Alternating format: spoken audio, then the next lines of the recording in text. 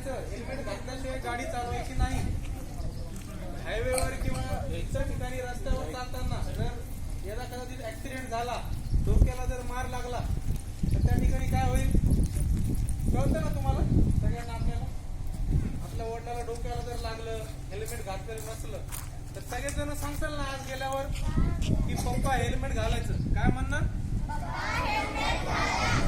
गाडी चालवताना हेल्मेट घातल्याशिवाय गाडी चालवायची नाही.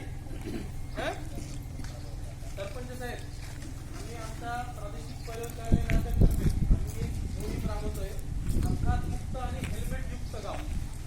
तर यामध्ये आपल्या गावात जेवढे नागरिक आहेत जे गाड्या वापरतात, टू व्हीलर किंवा जे कोणी फोर व्हीलर वापरतात, त्यांनी सीट बेल्ट घालूनच गाडी चालवायची.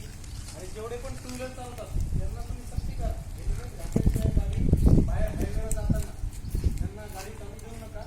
त्याच्यामध्ये आपल्याला कलेक्टर साहेबांकडून परमिशन मिळणार आहे. आपल्याला आपल्या गावाचा पहिला नंबर आणायचा आहे, हेल्मेट युक्त आणि अपघात मुक्त गाव. हे बघा अजून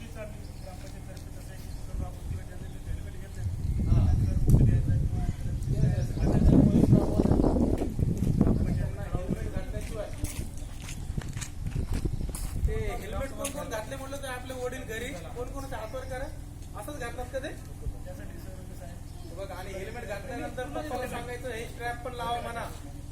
हे जर हे स्ट्रॅप लावलं नाही ते हेल्मेट जरी ऍक्सिडेंट झाल्यानंतर पडल्यानंतर हेल्मेट निघून जातं डोक्यातून. सर अगोदर आहे की नाही गाडी घेताना कंपल्सरी हेल्मेट केले ते तर आहे नाही, आता तेवढं कंपल्सरी नाही. पण हेल्मेट बिल लावल्याशिवाय त्याची गाडीला काय करतात माहितीये का लोक? पावती लावता पावती.